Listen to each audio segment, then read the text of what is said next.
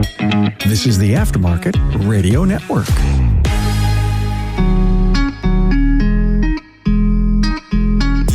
Welcome to another episode of Speak Up Effective Communication, your place for focusing on elevating our communication skills in the auto repair industry. I'm your host, Craig O'Neill, and in our episode today, we're talking about family business dynamics with Maryann Croce, fellow Toastmaster at Remarkable Results Toastmasters, fellow transmission repair professional, and friend who knows the good but understands the struggle so often associated with when you combine, family and business. Thanks for joining us, Maryann. Thank you for having me, Craig. I'm really glad to be here. So glad to have you here. And today's word of the day, nepotism. We're going to define that word for you after we hear a brief word from our sponsors who make this show possible. Ready to reduce stress and start paying yourself and your team well? Achieve your goals with the Institute's personalized coaching. Visit wearetheinstitute.com/business-assessment. AutoFlow is your partner in technology. With AutoFlow, enhance your client interactions in a single thread before, during, and after the visit. To see how AutoFlow makes it simple, visit AutoFlow.com. Are you tired of juggling multiple tools to manage your auto repair shop? Say goodbye to the chaos and hello to streamlined efficiency with AutoLeap, the #1 all-in-one auto repair shop management software. With AutoLeap, you can sell more, save precious time, and delight your customers with every interaction. Your trusted companion, ShopDog Marketing, is right by your side, attracting the best customers and building long-term growth. Call ShopDog Marketing today or visit shopdogmarketing.com. Cover your communication need and revolutionize your auto repair business with AI-driven call analytics from Inbound. Explore more at callinbound.com.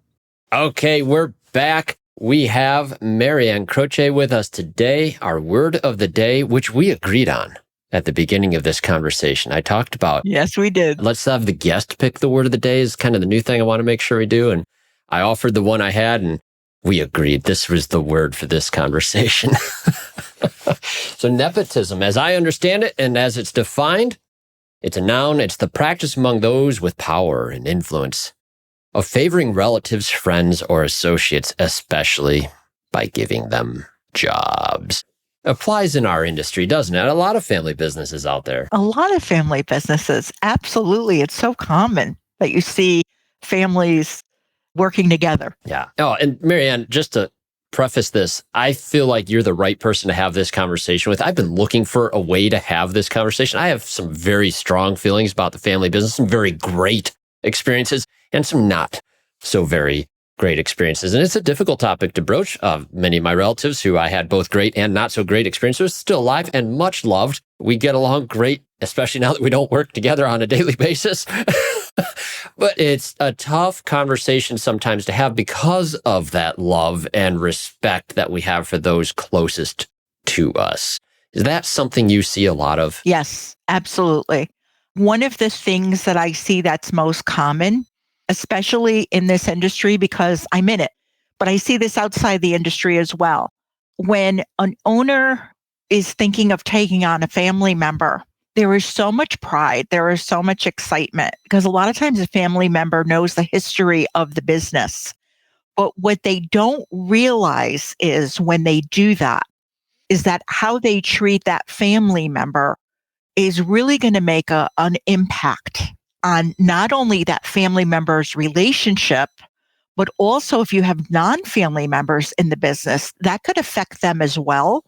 And it could affect how everyone else looks at them, your vendors, your customers, your suppliers. So one quick thing that I'll share is, and it's hard, it's really difficult for people to do this in the beginning, so they have to practice it. Let's use a son or a daughter coming into the business. Instead of saying, this is my son, this is my daughter, introduce them as Tom, as Sarah. Introduce them that way. It doesn't mean that it's a secret. It's okay if people know, but there's an air of professionalism there when you're introducing someone that way. Because a lot of times, if you introduce someone as a family member, a son or a daughter, and you say it with pride, there's no ill will. There's nothing, no intention that's negative in any way. But they feel like it diminishes everything that they're going to do. So you were talking about this. You gave this speech in the Remarkable Results Toastmasters. You gave a 5 to 7 minute speech on this, and you were hitting on that point in that speech. And that's when I was starting to, okay, we need to have Maryann on here to talk about this, because we did this sometimes very well, and we did this sometimes not so well in our family business. I saw the results of this. I habitually, very early on, referred to my dad as Ted when I'm speaking to clients, and would shift gears into that and his dad to everyone else that's close to us, our staff, friends, and family, sometimes still referring to him by his first name with our staff as well. And I always had the sense that this was honoring the professionalism, not diminishing the fact that I'm not proud that he's not my dad or anything like that. I'm not calling him dad. I don't call him his first name in any other setting. But it worked out really well, I felt like, until some customers who, of course, recognizing similar last names, like, is that your dad or your brother? That's fine. It was a good question. This is my dad, of course. Yeah, that's how we refer to each other. No problem. Do some people have a problem with this? Is it awkward for others? It didn't feel awkward to me. Yeah, I think that in the beginning, it is awkward for some family members to make that shift and say, okay, at work, we're going to be on a first name basis. It's a habit that you have to get used to, and you'll catch yourself. But the idea is, once you realize that it's credibility for both people, and it helps with non-family members that may be team members in your business. It really does help, because now you're looking at the value that people bring, and you're not putting that son or daughter or family member title on it, where people can feel, even if there isn't a sense of nepotism, they may feel like there is, because, wow, if you're introducing me this way to people, what will they think? There's that assumption that could be made. Oh, Sarah just has that job because of her last name. So you want to stay away from that. I grew up in a family business. Both sides of my family, my parents were family businesses. So I grew up and I understood that. Even though I do coaching now and speaking, I still own a transmission shop, as you were referring to, and I have family working in the transmission shop. It's something that I'm very, very aware of, and it's something that I see and talk to business owners a lot about. I love that about it. And so, of course, another reason I love having Maryann here, as I mentioned earlier, transmission shop experience.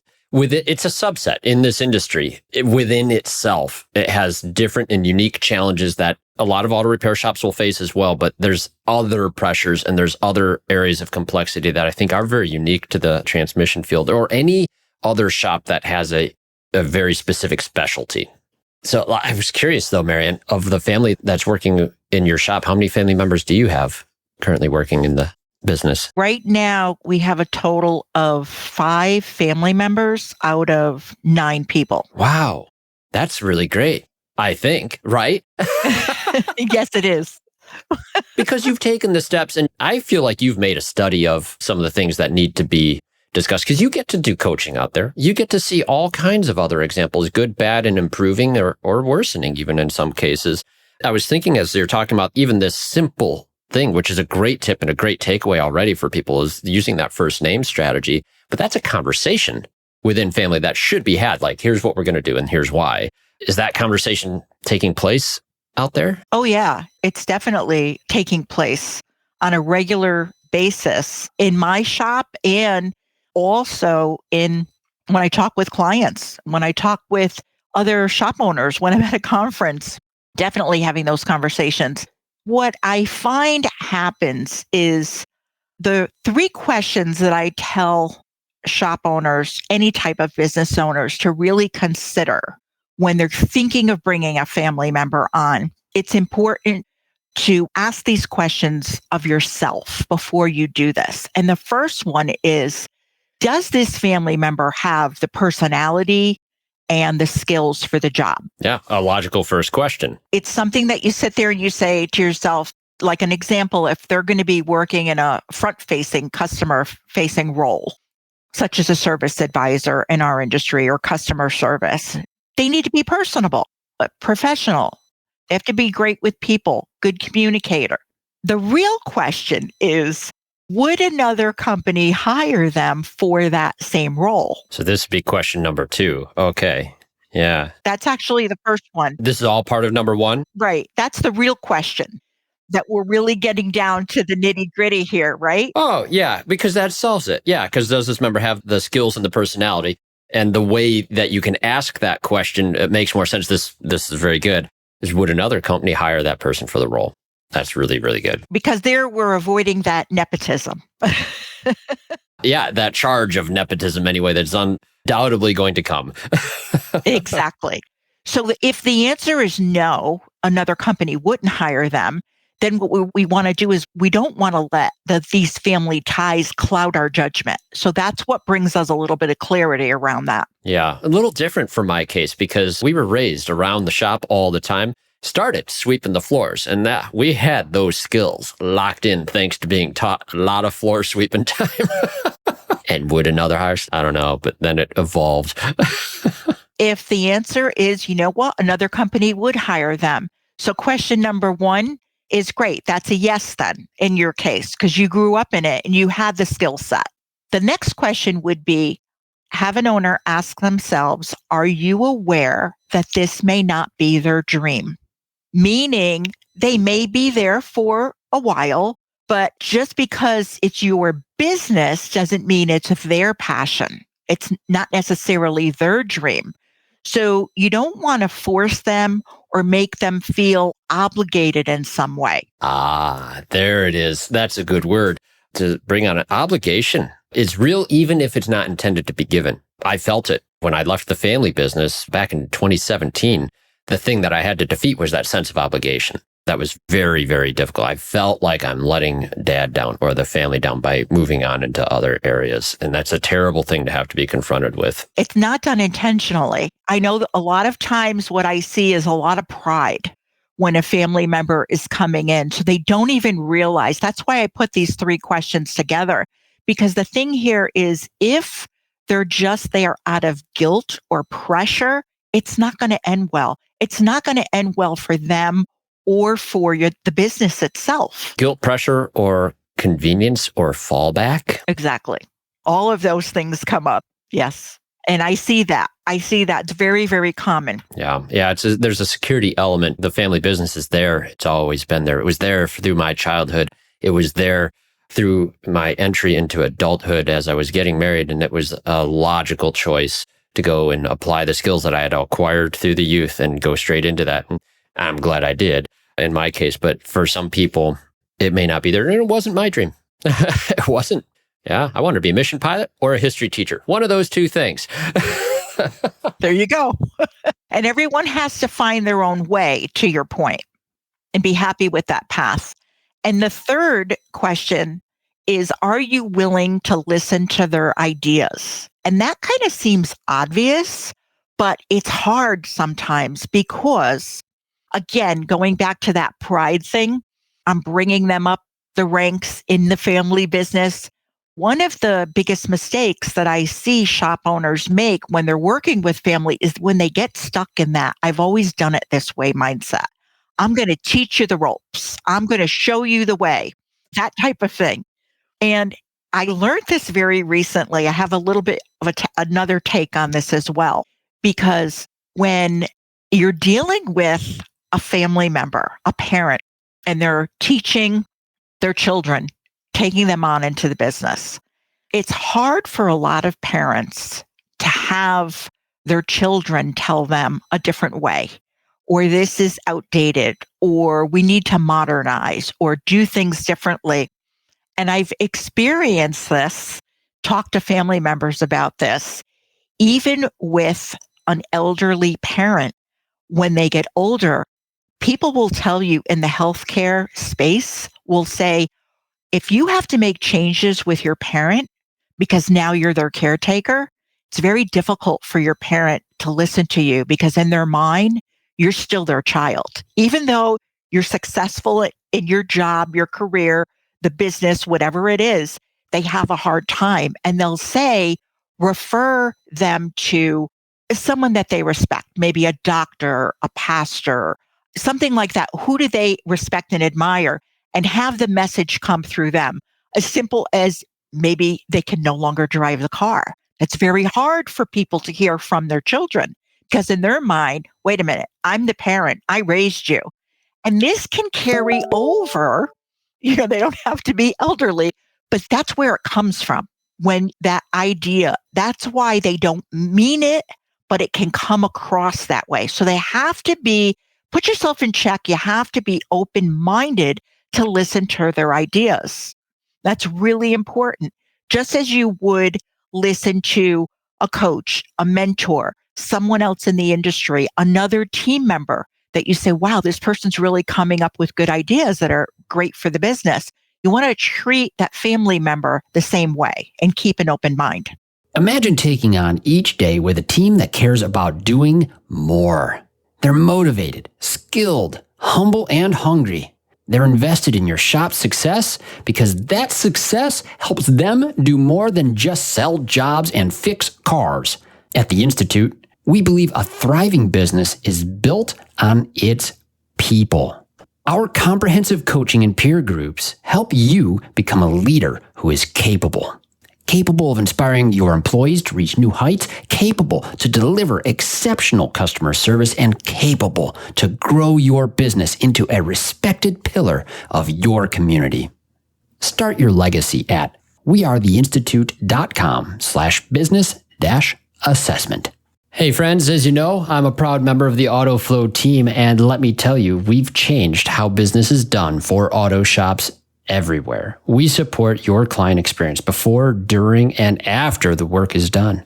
Imagine this: timely updates sent directly to your clients, branded digital vehicle inspections, and seamless communication from start to finish. That's why shops love AutoFlow. And hey, with those 5-star reviews rolling in, you'll wonder how you ever managed without us. Take an important next step and take your auto shop to the next level. Visit www.autoflow.com.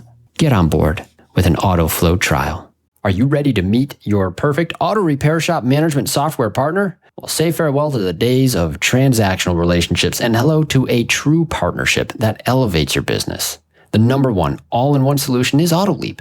You're not just getting software, you're gaining a dedicated ally committed to your success. AutoLeap will help you sell more, save time, and delight your customers at every turn. From scheduling appointments to creating estimates, generating invoices, managing technicians, and seamlessly syncing with QuickBooks to keep your records updated. Experience the difference a true partnership makes. Visit AutoLeap.com and book a demo today. AutoLeap, your trusted partner for success. Looking to drive more customers to your auto repair shop? Trust ShopDog Marketing to be your reliable companion with AI-powered customer-first marketing, websites, and high-ranking local search. Maximize your reach with our mobile-first and voice search expertise. Car counts are like ice cream. Sweeten your revenue with ShopDog Marketing. Grab our free guide to learn how AI can drive more repair orders every day. Don't miss out on this chance to boost your business. Visit shopdogmarketing.com. Every professional auto repair shop needs a trusted communication partner. At Inbound, our established VoIP platform is backed by years of industry experience, guarantees reliable connections, and is combined with cutting-edge AI-powered analytics. We deliver actionable insights that support your business growth. With Inbound, you get more than just calls. You get a smarter, more efficient operation. Get Inbound on your team today and see how we can transform your business. Visit callinbound.com. My son, he's turning 20 this year, and I'm starting to see the other side of all of this and see the reflection of myself in my son as he wants to prove himself and his inputs as valid, and probably sees me and my wife multiple times as being stuck in our ways. Fortunately, we're not in the business together, but I remember being young, wishing they would listen to my ideas, wishing they'd listen to my ideas, wishing they'd listen to my ideas.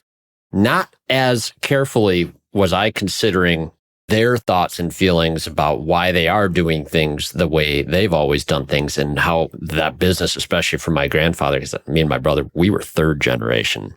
That was his baby. And anytime we were suggesting a change, it was almost offensive to him. I understand this now, but a change, something that we thought should be done different, felt to him, no matter how we presented it, as critique. And I probably didn't present it well. I wasn't studying communication to the depth I have in the last few years back in those days. I wish I had. But there's multiple feelings that you're dealing with anytime there's change. And I think that maybe you agree with this. One of the defining elements that I've always heard with family businesses is that every disagreement is passionate. Well, there's a lot of emotion because you have a lot of history. So there's that emotion that just kind of is part of it. You don't have the history with a lot of the other team members that aren't family. So we have to keep that in check and make sure, when we turn around and we say we have relatives that treat us a different way and we joke around about it, Yeah, we joke around like, an aunt or an uncle that treats you like you're a little kid, or we kind of laugh at it. And in their eyes, you're always going to be a child. But when it comes to this, we just have to keep that in check. I think it's really important to understand that. You just reminded me of something. Years ago, I was invited to do a podcast with someone who was outside of the automotive industry. She was a local podcaster, and she was talking about family businesses. At the time, she wanted both of us to come on. So I had myself and my daughter come on, and she had been working with us for a few years. And we didn't talk to each other. We wanted to keep it real and raw before we got on. And when I listened to the replay, I was amazed because what I wasn't aware of was some of the things that she was talking about. She saw the work ethic, the dedication that went into the business as a child. And she valued that. And she wanted to continue that, but she wanted to bring her ideas to the table. She said they built something. This is something that they've built. And she was like in awe about what was built. And I never heard that from her. I never realized that. And that was an eye opener for children that are coming into the business. We kind of take for granted because they've always been in it. They've always seen it. They've always been around it. But that was something that I learned that day. Me and my brother, I feel like we had this too, where like the story of the origin of the shop, he was one in 3 people in Grand Rapids who knew how to rebuild an automatic transmission way back in the day. And so he started the business and became successful, and all the things and like all the hard work that went in. There wasn't a lift in the shop in those days. You jacked up all the cars, all that grit and all that hard work and all the risk that he took in order to build what became the thing that supported many generations of our family for so long. It was something that we wanted to bring forward and continue to do. Now, granted, we still are, but in a weird way, we've moved on into other parts of the industry. But there was pride in that element. And you mentioned that word earlier when you were speaking on your question number 3 there. But I don't know. I feel like sometimes, do you see it where the family business, their own pride of the original founders gets in the way of letting that next generation take the baton? Yes, I do. When pride turns into ego, then it's a difficult situation.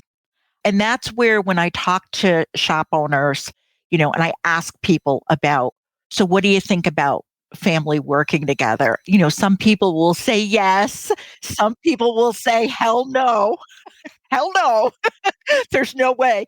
And that's the reason why a lot of times is that a wall will go up, because pride is not a bad thing. It is a good thing. But when it gets to the point where it becomes ego, that's when it becomes really dangerous. It can hurt relationships. It could hurt the business. People can step away and still have a relationship, but not in the work environment. Yeah. And that was probably one of the harder things in our family business. Grandpa openly would tell people he regretted selling the business to my dad. It's a condemnation in those sort of scenarios. And that's a frustrating thing to hear. And then he would tell things to me and my brother that would be like, it's always the 3rd generation that kills the family business. It's like, okay. When you speak about that and you talk about, he regretted selling it, or he regretted that. a lot of times people have a hard time letting go. Oh, that's exactly how we interpret it. They don't know what their role is. What am I going to do in the future? This is what I've done for so long. It becomes their identity. It does. So what does their role become, Maryann? What is it you encourage those that are letting go to do? So I encourage the ones that are letting go is start letting go slowly. Don't just decide that one day you're going to have the family come in and you're going to say, okay, I'm going to step away. You have to do it gradually. It's just as much for you as it is for them. Go into more of a coaching mode, be a leader, be a mentor. Let them know the reasons why things were done this way. Things have to change. I mean, we've seen the technology. We've seen so many things happen in the 25 years that my husband and I have owned our business, that even your processes, your systems have to evolve and change over time. So it's important to let people know the reason why you were doing that, and then let them give their input, because something may not work anymore just because of the way things have changed over the years. That's the thing, is going back to Grandpa's not so nice quote, most family businesses do fail in the third generation. But when you look at the reasons for that, any business model that has existed for 3 generations is very likely outmoded or outpaced by newer businesses that serve that same market. The technologies, the processes, anything, the building, for Pete's sake. Was one of our frustrations all the time. We stayed in that building that was never built for what we did, even 5 years after Grandpa bought it. So the key for this is collaboration and communication. Because if there was collaboration between not just the family members, but all of the team members, if there was collaboration and people felt like their thoughts, their views were appreciated and valued, let's try that idea out. If we have to, we'll tweak it, but let's give it a shot and see. So the idea there is now you would have third generations that would probably be in a better, a healthier, maybe is a better word to use, a healthier state, a healthier condition to be able to continue. Oh, that's good. So Maryann, Chris recommended a book years ago here at the AutoFlow team. It's Change or Die was the title of the book by Alan Deutschman. And we still reference it when we talk on our courses on change management. There's 3 keys to effective change in that book. Very simple, very accessible read, very, very much recommended. But those 3 keys are relate, repeat, reframe. And the relate key, I always thought was very interesting as I was reading this book, is like it suggests new emotional relationships in order to effect a change. And family is anything but a new emotional relationship. We did not have a coach until the very end. And it was only me working with Bob Green. My dad wouldn't engage him. My brother was already out of the business. And there was just me trying to get more engagement with the ideas that I was generating through my good friend, the dearly departed Bob Greenwood, was a wonderful, wonderful coach and influence in my life. Helped me make the decision eventually that it was a healthy choice to leave the family business in my particular case. I always think, what if years before the whole family had been engaging with that coach or a small group? Is this something that you have found helps other family businesses? Oh, yeah, absolutely. To have that third party come in and be able to listen, hear what's going on, and give you guidance, kind of walk you through it, be objective, because they don't have that emotional attachment. That is so key. That is so important, because a lot of times what happens is when we get emotional, we're no longer thinking logically. And we may say things that we really shouldn't say or may regret later on, you know? All decisions, I believe, are made at an emotional level for all human behavior. If anything is true, it is the fact that we are, in fact, not fact-based people. We're not rational. We're rationalizing all the time.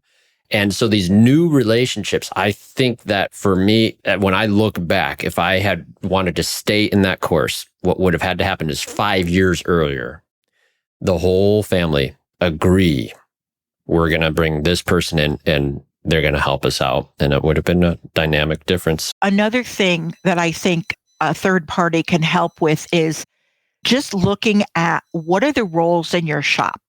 What are the roles in your business?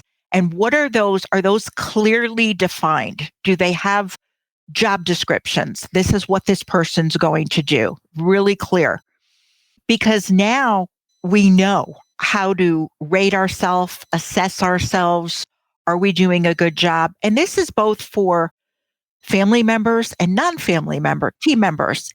And that's something that is a common issue because an owner will say, well, everybody kind of knows what they're supposed to do. So this is good advice. Well, I've been doing it this way for so long. Don't people just know that that's the way it's supposed to be done? But those really clearly defined job descriptions, what are the responsibilities, all of that, who do they answer to, who do they report to? Those types of things are very, very important. Not to even mention here, like it brings value to your business as well. Yes. But there's also roles that the ego pulls you to. In our business, transmission shop, we want to be the rebuilder. That's the guy. They know everything. They're the ones that call the shots. They're the prima donna transmission rebuilder, as they say so often. I grew up hearing that term, by the way. It's not a nice term, technically. And no, at all. But that was always the phrase I heard it. And I don't think I heard the phrase rebuilder without the prefix prima donna in front of it for years. But that's what we wanted to do. We wanted to do the role that got the most respect in the business. And that's an ego drive there. And for me, it was a harder decision initially to put myself into the more needed positions at the time of the shop. It was purely need based that I made multiple choices at multiple times. Like, where are we needing the help? And I would pour myself into those roles, R&R, removal, replacement of the transmissions, and then eventually found my true passion and satisfaction in the front office role and the communication role. So you had a skill then at that time, which you still have today, but you were developing that skill of being flexible and adaptable. Yeah, and that's how I always viewed it. I just went where it was needed. And I think a lot of people enjoy that. But then you're a jack of all, master of none is what it feels like. And then you're wearing multiple hats because you can do all those jobs they'll ask you. They don't define your role at all. And those were the hardest things. The joke I make nowadays is I quit wearing multiple hats and grew my hair out instead. And that was really important because working as the technician, wiping my hands off to go answer the phone or deal with the customer that's walking in the door. And then at the end of the week, being able to go in the back office, write out checks and handle payroll and all the other things. Like, those are multiple roles that become stress. And we haven't talked about it as much yet, but a word on the stress that comes into family business. Some of the stress isn't just family dynamics. It's what you just mentioned there. We haven't defined those roles, and then the roles begin to define you, and it's just scope creep is the term I would use. Like, all of a sudden, the scope of what your activities need to do has expanded so much. You don't even know what you're supposed to be doing any minute of the day. Right. And you're running around and putting out fires. It's very common. One day you could be in one role, the next day you could be in another role. And it's very easy to take advantage of family members as well. Owners are used to being the guy. Do family businesses do this more often in your perspective? Yes, in my perspective, they do. I saw it in the construction industry. I see it in a lot of small businesses that family members are involved in. It's a given. It's assumed that the family member is just going to pitch in. Well, I thought you would, or I thought you wouldn't mind, is what I hear people tell me. And to your point, they want to get proficient at something. They want to develop the skills for a role. Maybe they have a favorite role that really fits them, and they're all over the place. The other thing that happens is you can make mistakes. And we can see this, a very easy explanation is in any type of automotive repair shop. You wouldn't want to keep pulling a technician off of a job and give them another job. Or can you drive Mrs. Smith home? Oh, could you stop what you're doing and check out this vehicle? Oh, we don't have a driver for parts. The parts supplier, can you go and get the part? The more times you do that, you're going to end up with mistakes. And here's the reason why. When we pull someone away from what they're doing, there's been studies done. When you come back to what you were doing, it takes you some time to be able to say, where did I leave off? I've heard as long as 20 minutes. Where was I? Yes, to be able to, and there's a name for that. It's called context switching. Ooh, I like this. You were doing this, you took me out of that context, put me into something else, and now I have to go back again. So if you do that multiple times, think of how much time you lose during the course of a day. For me personally, I experienced it. I'm not technical, but I experienced it in my shop when I would go to do any type of statements because I handle all the financials. And then I would get pulled away because somebody would ask a question or somebody forgot to tell me that they weren't at the front counter and the phone was ringing and I went to, answer the phone and put that hat on. And I'd go back and go, where was I? And now I'm working with numbers. It was very difficult. I thought, why is it taking me an hour and a half to balance this statement where it would only take me about 20 minutes or 25 minutes? And so I'm laughing at myself, but I was frustrated at the time. Frustration. That's the normal reaction that people should have to that context switching. And so as you mentioned this term, I thought, all right, so everybody feels this once they get overwhelmed with roles. Everybody feels it. In a family dynamic, there's another context switching that occurs. And this was profound. And some days, me and my family, we were absolutely fried with each other. We've been disagreeing on things. There's yelling and shouting, and we're mad. And then we shut the door of that shop. All right, bye, love ya. And it's just like that. Or sometimes it was, see you later tonight or see you tomorrow for the holiday dinner. And we had just had this intensity of emotion, stress and frustration and all the things. And then that context switch, just in the blink, we have to try to go into family mode. But here's the really weird thing, Maryann. We were good at it. We were good at it. Like, in the way that, like, we got to the family, like, it's still there. It's probably ridiculously unhealthy. If there's anyone in a psychology realm that's listening to this, they're thinking like, you weren't good at it. But we could function anyways. High functioning dysfunction, I guess. I don't know. But that's something that I thought was one of the most frustrating things over time, because I get home and I'll be having this conversation with my wife in a future podcast too. There's a toll it takes on our spouses, because there are things about our frustrations that we bring in during the day with family members who we both love dearly that I'm carrying with me that I can't share at home without it perhaps snowballing into more things. Yes, it does. That's exactly what I was going to touch on when you were saying that was you may say goodbye, love you, I'll see you tomorrow or whatever to the family member because now you're leaving work, but now you go home to your own family and they get the brunt of it. Because even though you're not intentionally going to talk about it or you believe it's going to escalate. Or you try to shove it off. You try to. But a lot of times what will happen is when you walk into the house, your loved ones can tell. Did you have a good day today? Wow, was something off? Like, what happened? And the same thing happens when you go to work. Family members or non-family members, you can tell when a team member is just off, when something's not right. Maybe there's something going on at home. So it shows. We try to compartmentalize, but it shows. And our loved ones are the first ones to pick up on it. And that's exactly what happens. And that could cause stress at home because that in your own family, a person in their own family now senses it, feels it. And now do they go into, okay, it's okay, I'll listen, you can vent, or do they try to go into fix it mode? It can cause all kinds of stress in relationships as well. Oh, Maryann, I can tell you work with people on this all the time with Small Biz Vantage and your role there. Your presentation, the one we heard a blip about from our Toastmasters Club, when are you going to be presenting next? So I am going to be presenting in April at Amplify. Oh, great. Yeah, I'm going to be in that. Yeah, that's on the 11th in April. And that's with AutoLeap, right? Yes, with AutoLeap. Yeah, yep, sponsor this show. Yeah. Yeah, that's the next time I'm going to be presenting. Wonderful. So people can tune in and hear you there. I think they absolutely should. There's so much more to unpack on this topic. Is there any points that we haven't mentioned that you would like to get in? I think we did cover a lot. Yes. And yeah, every one of these things, there's probably a whole topic to have on context switching, but healthy.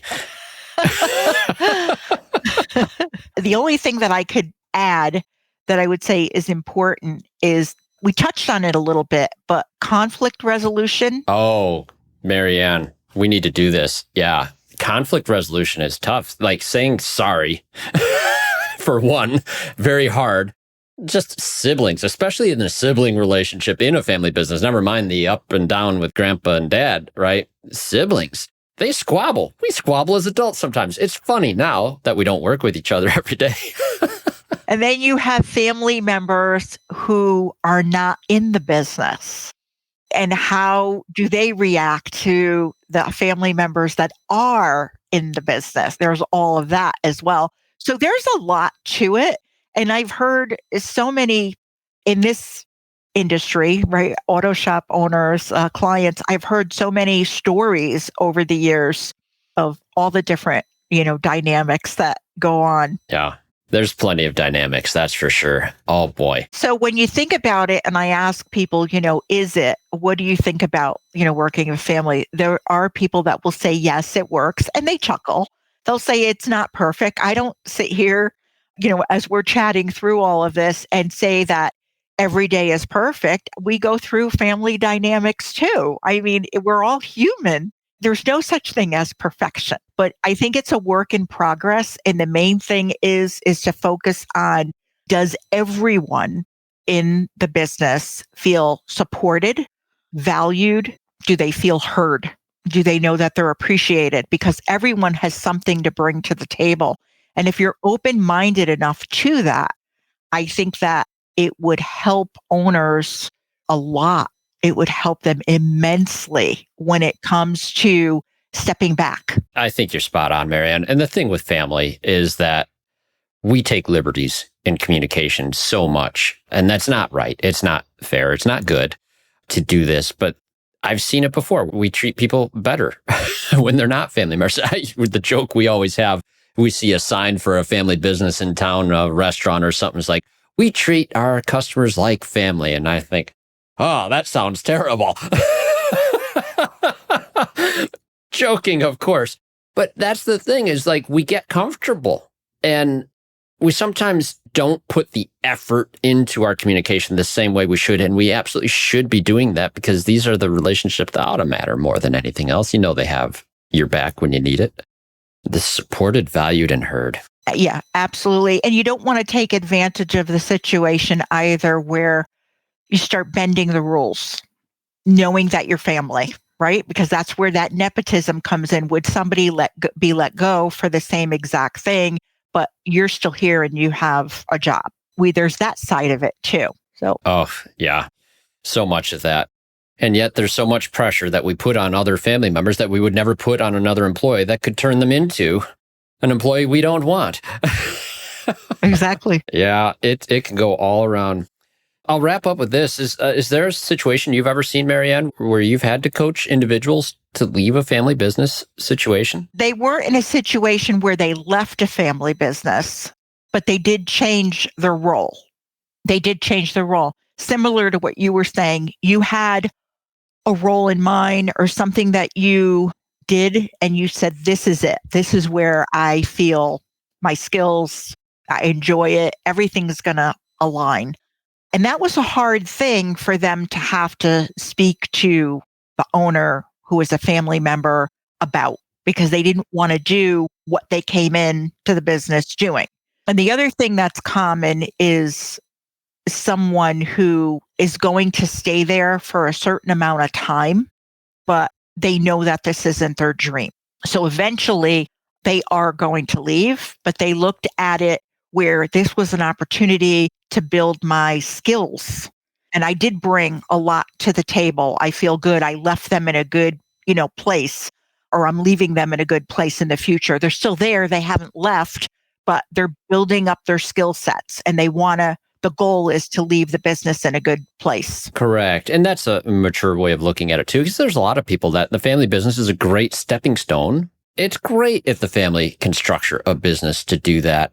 And you shouldn't feel bad or obligated if you don't stay, but it needs to be done in such a way that you are adding value the entire time in order for it to be a healthy relationship. Couldn't agree more. Yeah. And Maryann, I just think this is so good because communication plays such a huge role in this. There's probably a lot more to unpack on strategies to communicate better with family members. I think that'll be the same strategies we would use to apply to anyone else. My recommendation is for anyone to read Dale Carnegie's book, How to Win Friends and Influence People, and start learning how to apply those same things with the people you love the most. That Dale Carnegie quote I love more than anything else is, there's no such thing as a neutral exchange. You always leave someone a little bit better or a little bit worse in every interaction. And that's true with family too. Absolutely. Nice. Oh, Maryann, I really hope people can tune in and listen to you at Amplify. That's exciting. ASTA, any of these other ones coming up in the fall as well? Yeah, there's going to be some more coming up. I do some webinars for ASA. There's another one in April. And yeah, I'll be at different events that are coming up. I'm going to be at Tools. And in the fall, there's more events coming up as well. So the calendar books up quickly, right? It does. Fall season gets very busy. Yep. Say hi to Brandon for us. He'll be representing at Tools. That'll be great. Looking forward to ASTA as well. But yeah, lots of good stuff coming in October. Maryann, if people have questions for you, what's the best way to reach out? The best way to reach out to me is at smallbizvantage.com. Smallbizvantage.com. Very good. All right, Maryann. Well, thank you so much. And thank you all for listening to this conversation. I hope to do this again, Maryann. This is a lot of fun for me. This topic is great. Thanks for having me. It was a blast. Just beautiful. Reach out to us here at the show too, folks. Speak up at CraigO'Neill.net. That's speak up at Craig, CraigO'Neill, 2 L's in O'Neill, as Grandpa always said, because there's no shame in the family history. But hey, we appreciate hearing from you folks and anything that's interesting to you, any topics that help, or just feedback on any conversations that you heard. And please don't forget to listen to the other shows on the Aftermarket Radio Network. We have Carm Capriato's Remarkable Results Radio, the show that started it all. We have Matt Fonslow's Diagnosing the Aftermarket A through Z. I'm sure there's an F for family business in there, and that show too. I'll have to see if Matt's done something with that topic already or not.